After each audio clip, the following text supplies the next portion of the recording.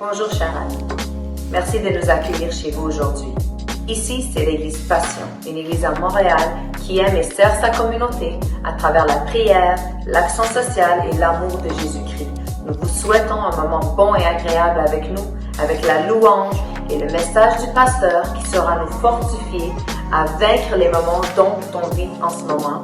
Et non seulement vaincre les moments dont on vit en ce moment, mais être vainqueur et vivre dans la victoire des obstacles que la vie amène. Soyez bénis.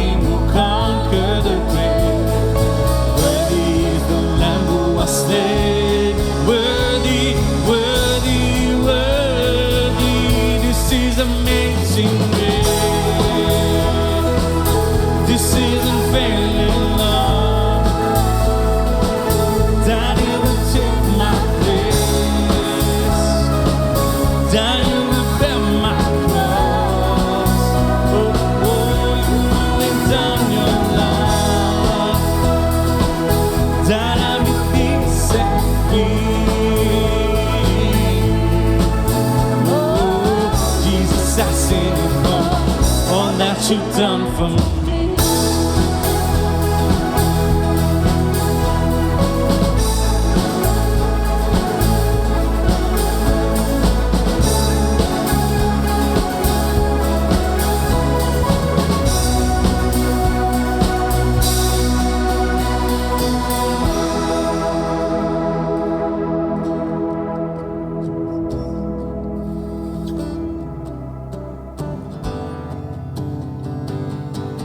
Alléluia.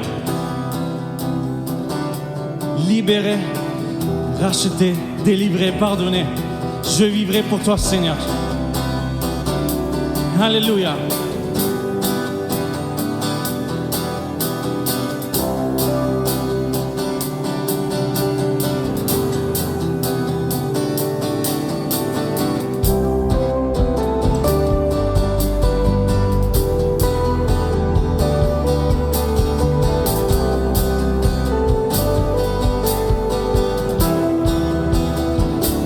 À la croix. À la croix, tu as déclaré, tout est accompli, payant le prix de chaque vie. La mort n'a pu te retenir, défini, je suis ressuscité.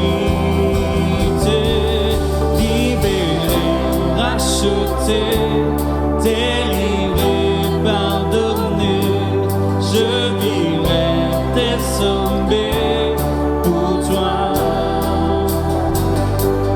Libéré, racheté, délivré, pardonné, je vivrai désormais pour toi.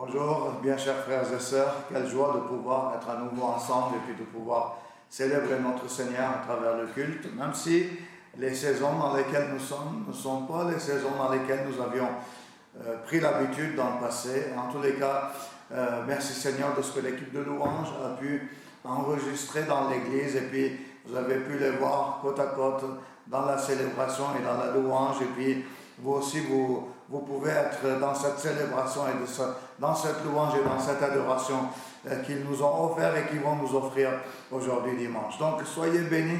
Au niveau des annonces, donc juste je continue à rappeler, soyez fidèles au niveau des offrandes.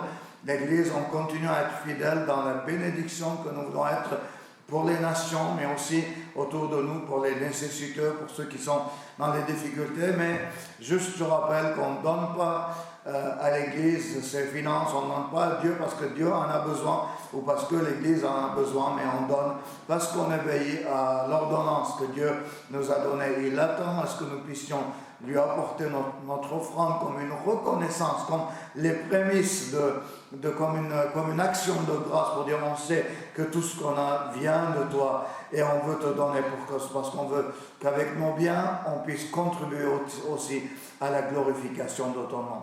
Quelques annonces parce qu'on me pose toujours la question, pasteur, quand est-ce que les églises vont s'ouvrir?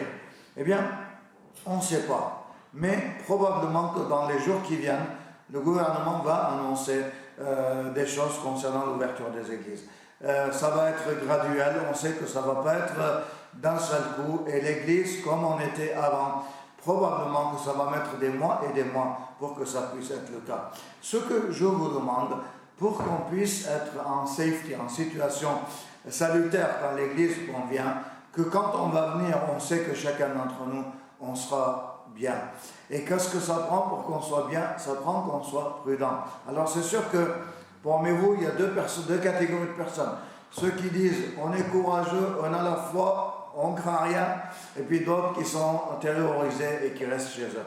Alors si on était tous courageux et qu'on venait à l'église, on disait, on ne craint rien, déjà, on ne serait pas dans les règles par rapport à ce que le gouvernement demande. Et deuxièmement, on va empêcher ceux qui sont un peu craintifs de venir à l'église. Pourquoi? Parce que eux, s'ils voient que l'église, on n'est pas respectueux des règlements, ils ne vont pas mettre les pieds à l'église.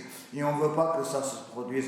C'est pour ça que je voudrais qu'on puisse mettre de côté peut-être notre courage, notre foi, ou alors peut-être notre crainte, notre peur, mais qu'on puisse être d'accord de dire que quand le gouvernement va dire qu'on va ouvrir, on va être respectueux des lois et on va faire en sorte qu'on puisse au maximum les uns et les autres être ensemble pour célébrer et adorer le Seigneur. C'est pour ça, aujourd'hui, c'est quoi la réglementation? Dans les jardins, pas plus de 10 personnes, dans les jardins privés, pas plus de 10 personnes et pas plus de 3 adresses différentes. Donc, soyons respectueux de cela pour qu'on puisse ne pas être aussi se contaminer nous-mêmes et pour que quand ça va être ouvert l'église, on soit tous en pleine forme, pleine santé pour pouvoir venir et célébrer et louer le Seigneur. Ce que je viens de dire, ça concerne bien sûr le Québec, mais en même temps, on sait qu'en France, aux États-Unis, partout, c'est déjà ouvert, où les églises sont déjà ouvertes. Beaucoup d'églises n'arrivent pas à ouvrir parce que leurs membres n'arrivent pas à être capables de respecter les règlements. Du coup, les églises, les leaders des églises décident de ne pas ouvrir. Moi, c'est pas ce que je veux faire. Quand le gouvernement décidera qu'on peut se rassembler, on va se rassembler. C'est pour ça qu'on puisse cumuler et rassembler toutes les conditions pour que ça puisse être fait dans les meilleures conditions pour notre sécurité et surtout pour qu'on puisse enfin être ensemble, glorifier et adorer le Seigneur. La vraie Église, c'est pas quand on est chez nous et que chez nous on puisse être devant notre télé pour pouvoir écouter le Seigneur, ce que le Seigneur peut nous dire, ou alors écouter les prédications. La vraie Église, c'est quand les frères et sœurs sont unis ensemble. La Bible nous dit, n'abandonnez pas vos assemblées. Ça veut dire qu'on doit être assemblés ensemble, côte à côte, physiquement, pour qu'on puisse adorer et élever le Seigneur. La Bible nous dit, là où 2 ou 3 sont assemblés en mon nom, je serai au milieu d'eux. Ça veut dire que réellement, la volonté du Seigneur, c'est que physiquement, ses enfants soient côte à côte pour qu'on puisse l'adorer et le célébrer. Donc soyez bénis et puis que le Seigneur nous garde, le Seigneur nous donne sa sagesse absolument et qu'on soit dans la foi et qu'on soit aussi un témoignage vivant au milieu de nous et aussi à ceux qui nous regardent. Soyez bénis, suivez la prédication aujourd'hui. J'ai un message particulier pour vous encourager à avoir la foi, pour obtenir les bénédictions de Dieu à travers la prière. Que Dieu nous bénisse. Merci Seigneur parce que nous sommes ici présents, ayant cette capacité de pouvoir déclarer que tu es vivant, mort et ressuscité pour nous. Et que rien ne peut vaincre l'amour que tu as pour nous, Seigneur Jésus. Pas même les circonstances. Seigneur, nous savons que tu es la solution. Tu es la seule solution qui peut anéantir tous les maux, tous les maladies. La seule puissance qui a raison sur tout. Et c'est pour ça que nous avons déclaré, tu es saint, Seigneur Jésus. Tu es saint.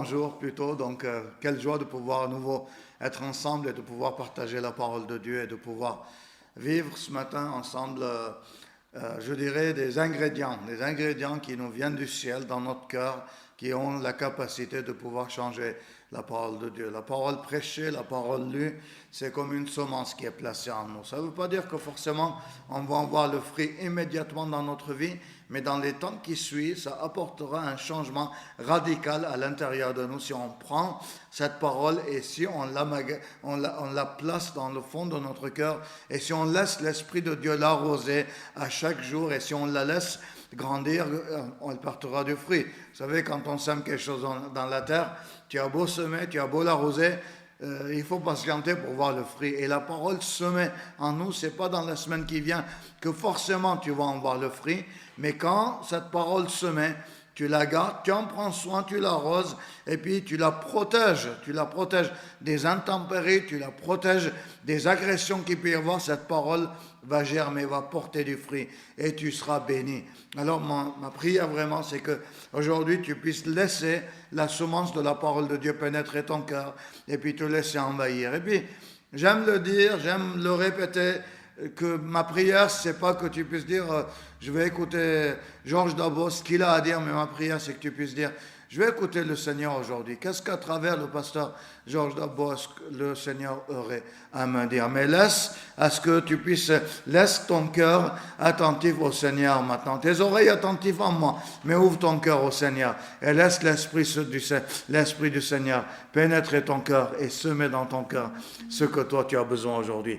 Aujourd'hui, ma prière, c'est des prières qui vont avoir de l'écho dans le cœur de Dieu, des prières qui vont avoir comme conséquence de la bénédiction dans notre vie. Et puis, donc, c'est vraiment ce sujet qui m'interpelle aujourd'hui parce qu'on a beaucoup de sujets de prière, les uns et les autres. Il y a beaucoup de situations dans lesquelles on s'attend à la prière, on s'attend à ce que Dieu répond à nos prières. Et souvent, la question, faut-il prier tous les jours? Faut-il faire des longues prières? Faut-il faire des petites prières? Faut-il faire des prières intenses? Faut-il prier debout, assis, couché? J'aimerais essayer d'apporter certaines réponses aujourd'hui à toutes ces questions que nous avons. Et on va finir en beauté, on va finir avec cette conviction, cette affirmation que Dieu le Père a le désir de te bénir. Dieu le Père a le désir de pouvoir répondre à tes prières parce qu'il a un seul désir et une seule volonté. C'est que tu sois dans la bénédiction, que c'est que tu sois béni. Des parents ont un seul désir,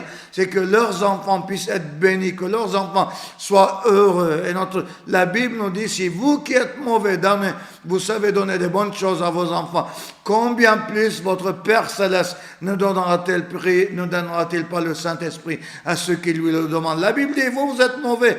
Et pour vos enfants, vous souhaitez le meilleur. Alors, soyez-en certains que votre Père Céleste, a le même désir pour vous, c'est que vous soyez bénis et que vous puissiez être remplis des bénédictions de Dieu. Alors, j'aimerais qu'on puisse aborder c'est quoi la source de la bénédiction. D'où vient notre bénédiction? Allez, on va prendre dans le livre de Romains, chapitre 5, le premier verset nous dit, étant donc justifiés par la foi, nous avons la paix avec Dieu par notre Seigneur Jésus-Christ. Là, nous avons la source de notre bénédiction. Ça veut dire que nous sommes en paix. Tu peux demander quelque chose à quelqu'un seulement quand tu es en bonne relation avec lui. Seulement quand, le terrain est aplani.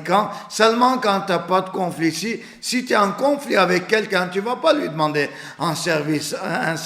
Tu ne vas pas lui demander de te bénir.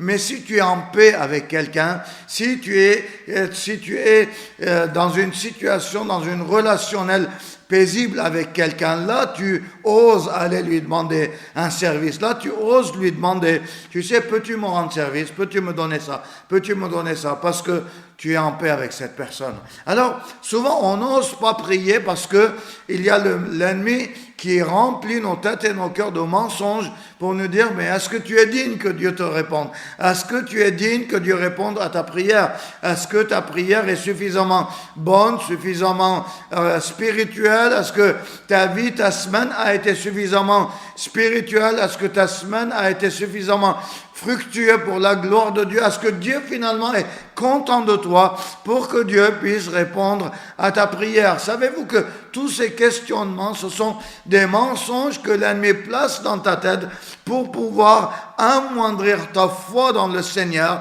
et pour que tu n'oses pas élever des prières remplies de foi pour le Seigneur, afin que tu sois béni. Alors, en fait, comment tu peux balayer tous ces mensonges de l'ennemi? Tu peux les balayer seulement par la vérité. Dans Jacques chapitre 1er, le verset 5, il nous est dit, si quelqu'un d'entre vous manque de sagesse, qu'il la demande à Dieu, qui donne tout simplement sans reproche, et elle lui sera donnée. Ça veut dire que si on est ignorant contre cette question, la Bible nous dit, mais demande la sagesse de Dieu, demande la connaissance de Dieu, demande comment Dieu fonctionne, comment Dieu désire te bénir et quel est le moyen qui va te permettre d'être en paix avec Dieu pour que tu puisses t'approcher de Dieu d'un cœur sincère et lui demander tes besoins et avoir les réponses que tu as besoin et que tu puisses vivre dans la paix de Dieu. Eh bien, nous trouvons la réponse toujours et toujours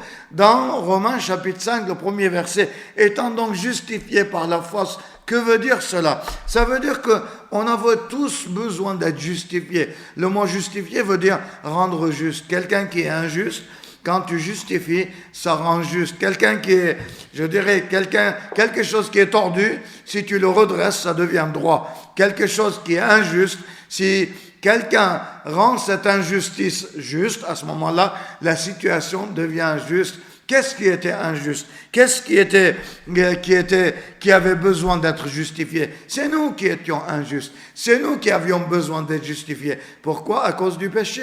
Parce que le péché étant rempli nos cœurs, et on a par imitation ou par la nature adamique qui est en nous, nous sommes tous coupables, tous pécheurs, et on était injustes face au règlement, face à la loi de Dieu, face au désir de Dieu de nous voir juste devant lui, de nous voir accomplir la loi de Dieu, de nous voir accomplir les règles que Dieu veut que l'humanité accomplisse pour sa gloire, les règles que Dieu nous a données dans sa parole, que ce soit les 10 commandements, que ce soit bien tout le code, je dirais, réglementaire que Dieu a donné à l'humanité pour que nous puissions vivre, obéir, et en obéissant et en vivant, nous soyons dans la volonté de Dieu et pour que nous puissions avoir les bénédictions de Dieu. D'ailleurs, la Bible nous dit dans l'Ancien Testament que certaines insoumissions à Dieu conduisent dans la malédiction. Eh bien, les peuples duquel Dieu a dépossédé le pays, le territoire qui était promis au peuple d'Israël, eh bien, Dieu les a dépossédés parce que Dieu avait placé ces peuples dans la malédiction. Et pourquoi ils étaient dans la malédiction? Parce que tout simplement, ils étaient dans l'idolâtrie. Ils adoraient d'autres dieux, ils sacrifiaient leurs enfants à d'autres dieux, ils étaient dans l'occultisme, ils vivaient dans la sorcellerie. Et leur attitude a fait ils sont tombés dans la malédiction parce que Dieu avait dit que ces choses-là vont te conduire dans la malédiction. Donc du coup, ils avaient besoin d'être justifiés, comme vous et moi, on a besoin d'être justifiés. Si on est tombé dans la disgrâce, si on est tombé dans le péché, si on est tombé dans la malédiction par notre conduite et par notre attitude, on a besoin d'être justifié.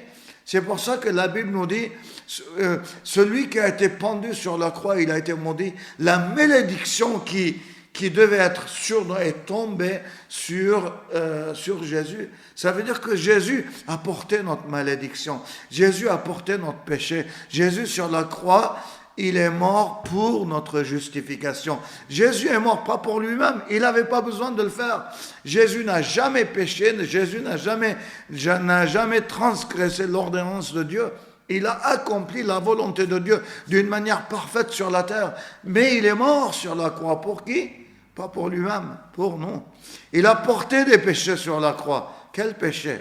Pas les vôtres, pas les siennes, il n'en avait pas, mais nos péchés. Il a porté tout cela pour pouvoir nous libérer, nous les pécheurs, nous libérer du poids du péché et pour nous rendre justes. Il est ressuscité d'entre les morts. La Bible nous dit d'une manière claire, ceux qui sont en Jésus-Christ sont une nouvelle créature. Les choses anciennes sont passées. Voici, toutes choses sont devenues nouvelles. Que veut dire cela? Cela veut dire que notre ancienne nature pécheresse a été détruite par la croix, par l'œuvre salvatrice de Jésus-Christ. Jésus nous a libérés de cela et Jésus nous a justifiés. Il nous a rendus justes. Et selon le verset de Romains chapitre 5, le premier verset, nous avons la paix avec Dieu.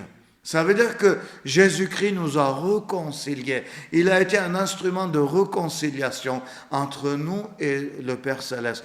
Nous sommes réconciliés avec Dieu pour l'éternité. Alléluia. Donc quand tu pries, tu t'adresses à un Père Céleste, tu t'adresses à Dieu en sachant que tu as sa faveur. Tu as la faveur de Dieu. Tu peux t'approcher de lui, tu peux faire des demandes parce que tu as sa faveur. Dans Jacques, que nous avons lu, Jacques, le premier chapitre, le verset 5, qu'est-ce qu'il nous a dit? Si quelqu'un manque de sagesse, qu'il demande à Dieu, qui donne à tous simplement, sans reproche. Ça veut dire que si tu as besoin de sagesse, si tu as besoin de tout, si tu as besoin de n'importe quoi, demande à Dieu, qui donne abondamment. Vous savez, je crois que Dieu a tellement béni la terre que même si tous les êtres humains de la terre aspiraient à avoir la bénédiction de Dieu, eh bien, il y en aurait assez pour tout le monde. Et je vais vous dire, même si tous on recevait la bénédiction de Dieu en abondance, tous les milliards d'êtres humains et d'hommes que nous sommes sur la terre, eh bien, il y en aurait encore assez pour d'autres milliards et milliards et milliards et milliards. Je vous donne un simple exemple que j'ai entendu cette semaine. Imaginez le soleil. La planète Terre est tellement petite par rapport à la taille du soleil. Les rayons du soleil sont tellement puissants par rapport à la planète Terre. La planète Terre pourrait ressembler juste à, je dirais, prenez une grosse pastèque et à côté, mettez juste une graine de moutarde, mettez juste une graine de lentilles. La planète Terre ressemblerait à cette graine de lentilles. Et à côté de ça, mettez une énorme pastèque. Imaginez le soleil dans sa grandeur et dans sa majesté, avec tous les rayons qu'elle déploie tout autour. Et la Terre, elle se trouve juste à un seul endroit par rapport à l'emplacement des planètes. La Terre se trouve à un seul endroit. Ça veut dire qu'il y a à peine 1% des rayons du soleil qui atteignent la Terre. Seulement 1% des rayons de soleil qui atteignent la Terre. Et tous les habitants de la Terre, si tous ensemble bénéficient du rayon du soleil, c'est seulement 1% de la puissance du rayon du soleil qui sont déployés partout ailleurs où aucun être humain n'en bénéficie. Mais les rayons du soleil et la puissance du soleil sont là. Mes frères et sœurs, comprenez, la volonté d'amour et la volonté de la puissance de bénédiction de Dieu, elle est grande comme les rayons du soleil. On pourrait tous en bénéficier, qu'il y en aurait encore et aucun d'entre nous n'en manquerait. La Bible nous dit, si quelqu'un demande à Dieu la sagesse et qu'il la demande, Dieu va donner tout simplement. Pourquoi? Parce que je dirais presque, ça lui coûte rien de te bénir. Pourquoi? Parce qu'il en a tellement en masse, en bénédiction pour chacun d'entre nous. Dieu désire te bénir tout simplement. Et ce texte, dans Jacques, il nous a dit, sans faire de reproches, Dieu ne te fait pas de reproches pour te bénir. Si tes enfants te demandent quelque chose et que tu vas leur donner, tu es capable de dire, tu sais, je vais te donner, mais tu sais, la dernière fois que je t'ai donné, nous on est remplis de reproches, on est tellement mauvais qu'on est même pas capable de bénir sans faire des reproches. Dieu, il ne fait pas de reproches. Ça veut dire que tu peux demander à Dieu, tu peux venir devant Dieu simplement.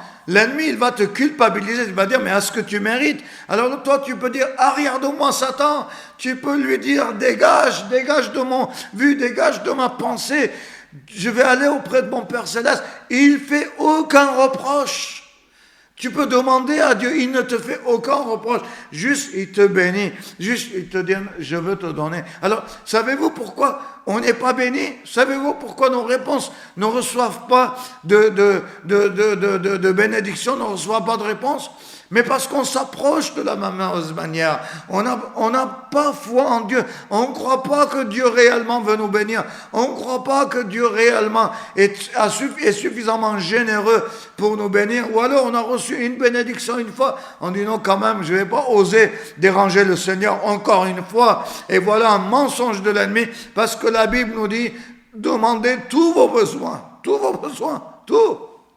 Sans rien retenir, sans genre, demandez tous vos besoins, tous vos besoins. Quelle joie pour des parents quand leurs enfants demandent tous les besoins, quand les enfants grandissent, parfois ils ne demandent plus rien, puis les parents ils sont tellement heureux quand un jour les enfants viennent et qu'ils demandent quelque chose, alors qu'ils savent que finalement, ils savent, ils n'ont pas besoin de demander, mais ils demandent par politesse, par gentillesse, par respect pour les parents, juste pour avoir un avis supplémentaire. Oh, le cœur des pères est rempli de joie quand les enfants demandent. J'ai 56 ans, de temps en temps je demande à mon père qui a 88, papa, qu'est-ce que tu penses de cette question? Il me dit, mais mon fils, tu es pasteur depuis tant d'années, t'es grand-père déjà, tu me demandes à moi qu'est-ce que je pense de cette situation? Je dis, oui papa, ça m'intéresse ce que tu penses. Alors, la réponse qu'il me donne, c'est pas que c'est une réponse que j'ai jamais entendue, mais il a tellement de joie à me dire ce que lui, il pense, sachant que son fils est en train de l'écouter. Alléluia. Demande toute chose. Va à ton Père Céleste qui ne te fait aucun reproche et qui te dit, demande. Mais tellement l'ennemi nous culpabilise, nous rappelle nos fautes, ou nous rappelle des circonstances dans qui on a été déçus, des prières non exaucées, ou des personnes autour de nous qui n'ont pas vu leurs prières exaucées. Et c'est pour cela que notre foi est minée. Et quand on vient auprès du Seigneur, on vient avec crainte, on vient avec tremblement. On ne sait pas comment demander. Parfois on fait de longues prières, et puis parfois on fait des prières où on transpire, c'est comme si on veut convaincre Dieu de vouloir nous donner, et parfois on prie longtemps parce qu'on a l'impression que Dieu n'a pas compris nos prières. Lorsque les disciples ont demandé à Jésus comment est-ce qu'on doit prier, Jésus a dit, dans vos prières, ne ressemblez pas aux autres. Pourquoi? Parce que les autres, ils mettaient de l'intensité, parce que leur Dieu, comme ils ne répondaient pas, il fallait qu'ils soient convaincants pour pouvoir parler à leur Dieu. Mais Dieu dit tout simplement, quand vous vous approchez dans la prière devant Dieu, prière toute simple. Prière toute simple. Notre Père qui es aux cieux, que ton nom soit sanctifié, que ta volonté soit. Une prière toute simple. 6 versets seulement résument la prière. Si on récite tous ces versets, ça dure 1 minute seulement. Pourquoi? Parce que Dieu va répondre à notre prière, pas par rapport à la stature dans laquelle on prie, pas par rapport à la conviction dans laquelle on prie, pas par rapport aux mots que nous utilisons dans la prière, mais juste par rapport à la confiance et l'idée que nous avons de qui est celui à qui on s'adresse. Qui est ton Père à qui tu t'adresses? C'est un Père généreux. C'est un Père qui aime te bénir.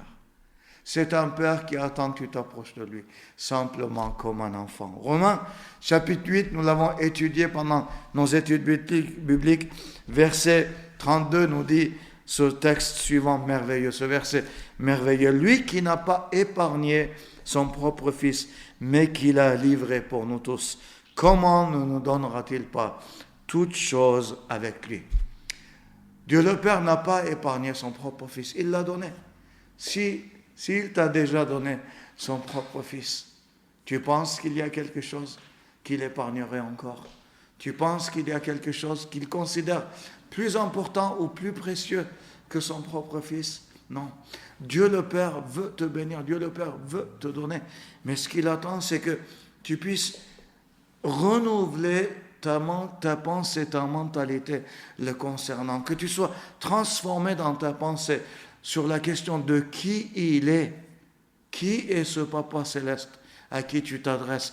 Qui est ce Père céleste à qui tu t'adresses? Cette confiance illimitée de sa souveraineté, de sa bonté, de sa majesté, de sa grandeur, de son amour pour toi. Et demande-lui, laisse-toi remplir par lui, laisse-toi transformer par les choses qu'il a à dire. Je termine tout simplement par cette prière toute simple que quelqu'un dans la Bible a nommée, quelqu'un a monté au ciel, quelqu'un que la Bible nous parle juste une fois de lui, quelqu'un qui s'appelle Jabet dans la Bible. Et la Bible nous dit donc Jabet invoqua Dieu dans 1 Chronique chapitre 4, verset 10. Jabet invoqua le Dieu d'Israël en disant, « Si tu me bénis et tu étends mes limites, et si ta main est sur moi, et si tu me préserves du mal, en sorte que je ne sois pas dans la souffrance. » Et Dieu accorda ce qu'il avait demandé. Une prière simple, une prière remplie de foi. Une prière simple, Père, donne-moi, et puis une simple réponse. Et Dieu a accordé à Jabet ce qu'il lui a demandé. Alléluia. Jabet, savez-vous ce que ça veut dire? Jabet, ça veut dire fils de douleur, fils de la souffrance. Comment tu t'appelles? Jabet, souffrance. À l'époque, quand on donnait le nom de quelqu'un, on le donnait par rapport à un caractéristique, par rapport à quelque chose. La Bible nous dit pas des détails concernant Jabez, concernant son enfance, concernant sa famille. Mais on sait que le nom qu'il porte en hébreu veut dire tout simplement douleur, souffrance. On n'aurait pas voulu porter un nom comme ça. Et pourtant, c'était quelqu'un qui était rempli de foi. Une telle foi qu'il fait une prière simple, en quelques mots, il demande à Dieu. Et dans le même verset, la réponse qui vient, et Dieu accorda à Jabez tout ce qu'il lui avait demandé. Alléluia. De quoi tu as besoin, mon frère et sœur? Mon ami, de quoi tu as besoin? Quelle est la prière qui se trouve dans ton cœur? Est-ce que tu peux tout simplement, pendant quelques minutes, à la fin de ce message, est-ce que tu peux tout simplement te recueillir à l'intérieur de toi-même? Faire taire la voix de l'ennemi, faire taire les voix de négativité que l'ennemi pousse à l'intérieur de toi pour miner ta foi, pour miner ta relation avec Dieu, mais tout simplement te tourner vers ton Père Céleste et lui dire, Père, je sais, j'ai compris aujourd'hui que tu es tellement généreux, que tu as assez de bénédictions pour l'humanité entière et qu'il en resterait encore. Tu as assez de cadeaux pour toute l'humanité et il en resterait encore que personne ne saurait en prendre. Alors, Père, aujourd'hui, je m'approche de toi simplement dans la foi de qui tu es, et je dépose mes besoins devant toi. Je dépose ma prière devant toi. Père, touche ma vie, touche ma santé, touche ma famille, touche mon enfant, touche mon père, touche ma mère, touche quelqu'un autour de moi qui est dans la souffrance, touche mes finances, touche ma relation familiale avec mon épouse, avec mon mari, touche, Seigneur, aujourd'hui un domaine de ma vie dans lequel je ne peux pas m'en sortir si tu ne me touches pas. Touche-moi, Seigneur. Seigneur, je prie pour qu'à ce moment-là, au moment où mes frères et sœurs sont à l'écoute, que ta grâce les touche, que ta grâce les atteigne maintenant, Seigneur. Maintenant, Père, que ta grâce intervienne auprès de chacun d'entre eux, Seigneur. Et que dans ta grâce, Seigneur, nous puissions déclarer dans les jours qui viennent, comme Jabez a déclaré, et Dieu a répondu à leur prière. Père, bénis ton peuple, touche-nous, Seigneur, fortifie-nous, remplis-nous de toi, Seigneur, couvre-nous de ta grâce, et merci pour l'œuvre salvatrice à travers Jésus-Christ, dans laquelle nous sommes en paix avec toi, et nous pouvons nous approcher de toi, confiants, remplis de joie, parce qu'on sait qu'on peut te demander, et tu nous fais aucun reproche. Merci, Père, pour le papa que tu es, pour chacun d'entre nous. Au nom de Jésus, nous prions. Sois béni, Seigneur, et bénis-nous. Amen. Soyez bénis, mes frères et sœurs. Soyez visités Passez une bonne semaine et que la grâce de notre Seigneur Jésus-Christ ne manque jamais sur votre vie. Amen.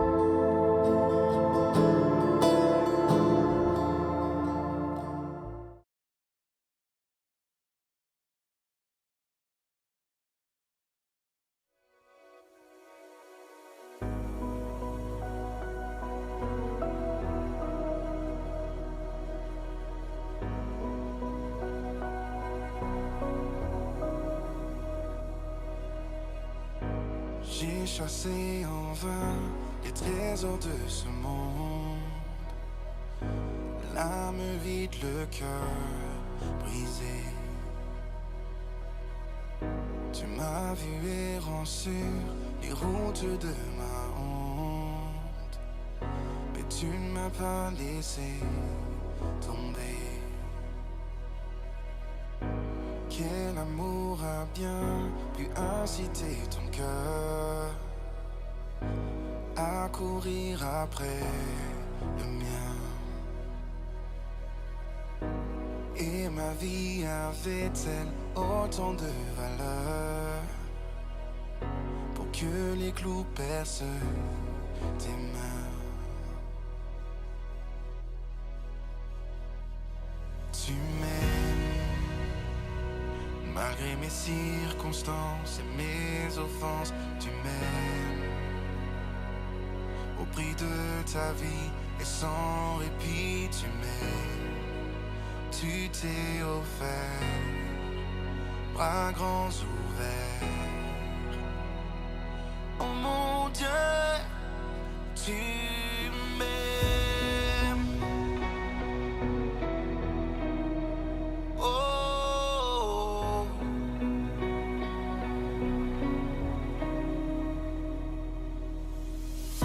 tu as fait preuve de tant de grâce à mon égard. Lorsque tu as tout accompli, mais ta mort n'était pas la fin de l'histoire. Tu es revenu à la vie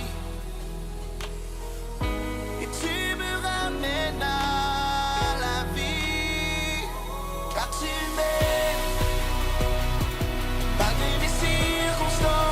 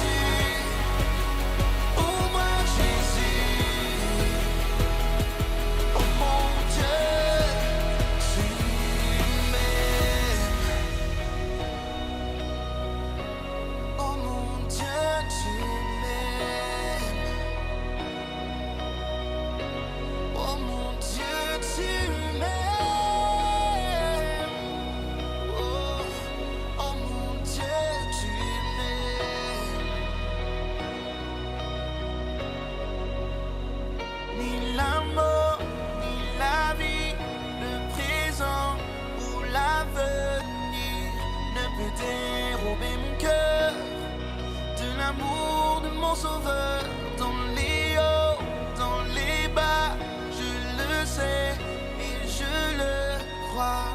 Rien ne pourra m'éloigner de toi. Ni la mort, ni la vie, le présent ou l'avenir ne peut dérober mon cœur de l'amour de mon sauveur. Dans les hauts, dans les bas, je le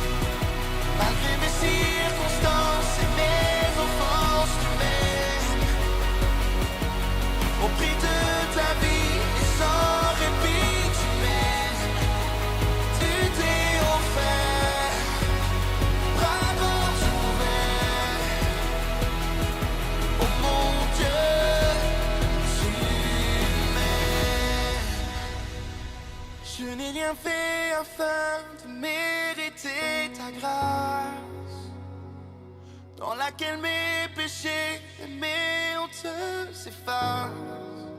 Depuis toujours